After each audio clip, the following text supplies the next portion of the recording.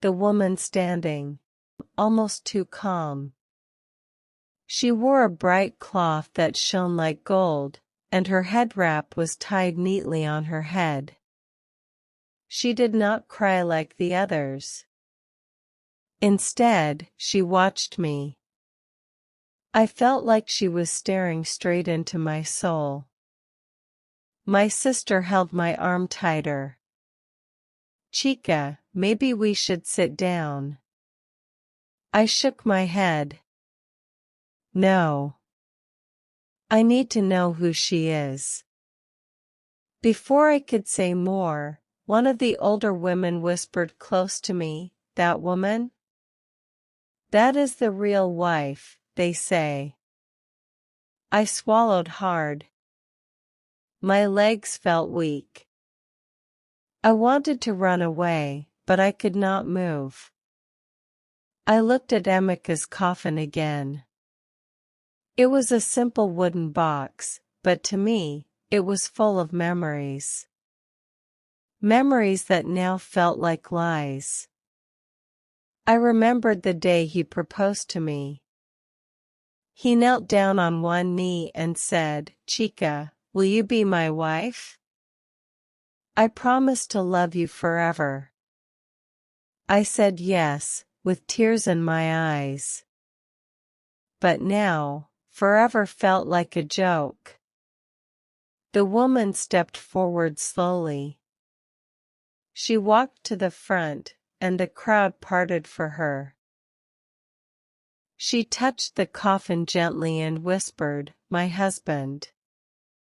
I watched her lips move. My heart felt heavy. I could not stop myself. I stepped forward and said loudly, "Emika was my husband." She turned to me. Her eyes were sharp and cold. "No, he is mine." The room grew silent. People looked from her to me, confused. My sister gasped. "Chica, what are you saying?" "I am his wife." "He told me so." The other woman laughed softly, but it was not a kind laugh. "He told me the same thing. For 15 years. My knees shook. 15 years? 15 years? I asked. "Yes," she said. "I was his first wife. We had 3 children. He never told me about you." I felt my world crack. I had no idea. How could he do this? I whispered. The woman looked at me sadly. I asked myself that every day. But today, we find out the truth. People whispered among themselves. Some shook their heads in disbelief. Others looked angry. My sister held me close. "Chica, you need to be strong." But I did not know what strength was anymore. The pastor came forward and tried to calm everyone. "Please, let us honor the dead. We will have time to talk later." But I could not listen. I looked at the woman again. She looked just like me. Same eyes. Same smile. But her clothes were finer, and her voice was firmer. I wanted to ask her everything. Why? How? When? But there was no time. The sun started to break through the clouds.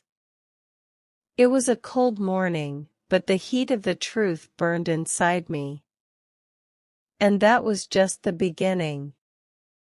The day after the funeral felt heavy in the air. I woke up in our small apartment, but it did not feel like home anymore. It felt empty, like a place where lies had lived and died. My sister, Amaka, sat on the edge of the bed, looking worried. "Chica, you didn't sleep last night, did you?" I shook my head. How could I? I keep seeing her face. The other wife. Amaka sighed. You need answers. You have to know everything. Not just for you, but for Emika's children too. I looked out the window. The sky was gray again. But what answers can she give me? She's a stranger. Amaka looked at me sharply. Is she? You don't know the whole story. Maybe she knows more than you think. Later that day, Amaka and I went to the house where Emika's things were kept. It was a small compound with a few rooms. We met with the man who handled Emika's belongings, a quiet older man named Mr. Obi. Chica, Mr. Obi said gently, you are not the only wife. There's been another woman here for many years. She came this morning. She said she was Emika's first wife. I felt a cold chill. Did he tell you about her? Mr. Obi shook his head slowly. No one talked much about his personal life. But I know this, Emika lived 2 lives. 2 lives? I whispered. Yes. At home here, he was a father and husband. But he also had a life with you. 2 women, 2 families. I wanted to scream. Why would he do this to us? Mr. Obi looked at me kindly. Some people are good at hiding the truth. It does not make it right, but it is their choice. Amaka stepped forward. Can we meet the other woman? Mr. Obi nodded. She is in the next room. My heart pounded as we walked closer. I could hear soft voices. I took a deep breath and pushed the door open. Inside was the woman from the funeral, the one who looked like me. But now, in the daylight, I saw even more. She was tired, but strong. Her eyes told stories of pain and years of waiting. She looked at me and smiled sadly. I'm Ngozi. I swallowed hard. I'm Chica. For a moment, we just stared at each other, 2 women connected by the same man. Ngozi spoke first. I don't want to fight with you, Chica. But you deserve to know everything. Please, I said, tell me. Ngozi took a deep breath. Emika and I married 15 years ago. We had 3 children. But he was restless. He wanted more. More? I asked. More money. More power. More freedom. I stayed home, raising the children, while he went away for work. Then, one day, he came to me and said he met someone else. Someone younger. I felt tears coming. And you? I left him. But I did not tell anyone. I wanted to protect the children. Then, months later, I found out he was living with you. I looked at Ngozi. Did you ever want to stop him? She looked away. I was afraid. Afraid of losing everything. I stayed silent. I nodded slowly. And now? Now, he is gone. But the pain he left is not. We sat in silence, two women bound by the same broken man. Amaka broke the quiet. What will you do now? Ngozi looked at me. I want to make sure his children are safe. Both yours and mine. I felt a strange calm. Maybe this was the start of something new, a hard truth shared, but not a war fought. Outside, the sky began to clear. But inside, the storm was just beginning. The days after the funeral were like walking through a thick fog. Every step was slow and heavy. I tried to understand what was real and what was a lie. Ngozi and I had started talking more. At first, it felt strange, two women brought together by the same man's secrets. But she was not my enemy. She was just as lost as I was. Ngozi and I had started talking more. At first, it felt strange, two women brought together by the same man's secrets. But she was not my enemy. She was just as lost as I was. One afternoon, Ngozi came to my small apartment. She carried a worn photo album, the kind you keep hidden but never throw away. She sat down and opened it carefully. This is Emeka when we were young, she said softly, pointing to a picture of a smiling man with bright eyes. I touched the photo, feeling the paper's smoothness. He looked so happy. Ngozi nodded. He was. Before everything changed. I looked at her. Tell me everything, Ngozi. From the beginning. She took a deep breath. Emeka was my husband, but he was also a dreamer. He wanted a better life for all of us. But he never told me how he planned to get it. What happened? I asked, my voice trembling. One day, he came home and said he found work in another city. He said it would be hard, but worth it. I believed him. I trusted him. I looked at Ngozi's hands, how they trembled a little as she turned the pages. Then, I stopped hearing from him. Weeks passed. No calls. No letters. Did you try to find him? I asked. She nodded. I did. But every time I asked, people said he was busy, or he had left. I did not know what to believe. Tears rolled down her cheeks. I thought he left me for another woman. I reached for her hand. And she did. Ngozi looked at me sadly. Yes. But not just for one woman. For two lives. We sat quietly. The room was filled with memories and pain. Do you remember anything good about him? I asked. Ngozi smiled faintly. Yes. He loved his children. He was kind to us when he was home. But he was also a man with secrets. I nodded. He was the same with me. He promised forever, but he never told me about you. Ngozi sighed. Maybe he thought he could have both.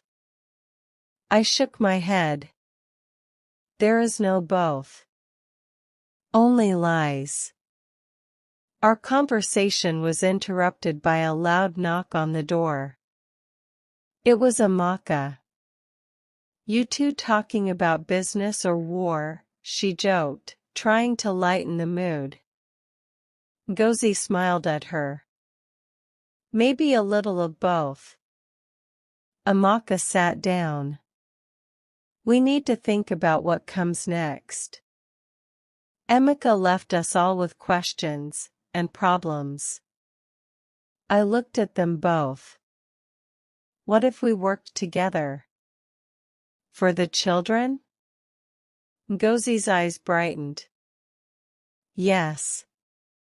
They deserve to know the truth, and to be protected. Amaka nodded. Then it is settled. No more secrets. As the sun set, I realized something. Maybe this pain could bring us strength. Maybe together, we could face the broken pieces Emeka left behind. But even with hope, I knew the road ahead would not be easy. After that day, Ngozi and I started to meet more often. It was strange at first, two women brought together by the same man's betrayal, but slowly, a fragile understanding grew between us. One evening, as the sun was setting and painting the sky orange, Ngozi sat in my small living room, holding a small notebook. I kept this for years, she said softly, opening the worn pages. It's all I have of Emeka's words. I leaned forward. What is it? Letters. Notes he wrote but never sent. He was afraid, confused. He wrote about leaving, about dreams and about fear. Ngozi flipped the pages carefully. Listen to this. She read aloud one short note.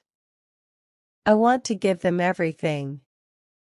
But I am trapped between two worlds.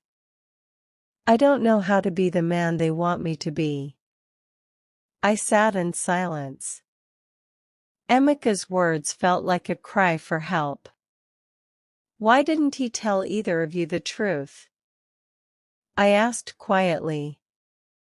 Ngozi shook her head. I think he was afraid of losing us. He thought he could live two lives without breaking us, but he did break us, I whispered. Ngozi's eyes glistened. Yes. But maybe now we can find a way to heal. Suddenly, the phone rang, breaking the moment. I answered, and a cold voice spoke. Chica, it's Mr. Obi. We need to talk. There's something you should see, something Emeka left behind. I looked at Ngozi. We have to go.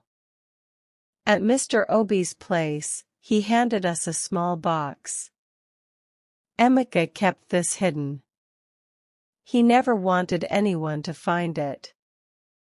I opened the box carefully.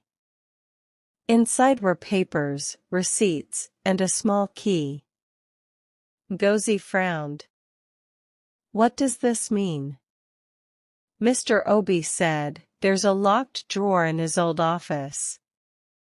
This key opens it. It might tell you the truth. I looked at Ngozi, heart pounding. Should we open it? She nodded. We have to know everything.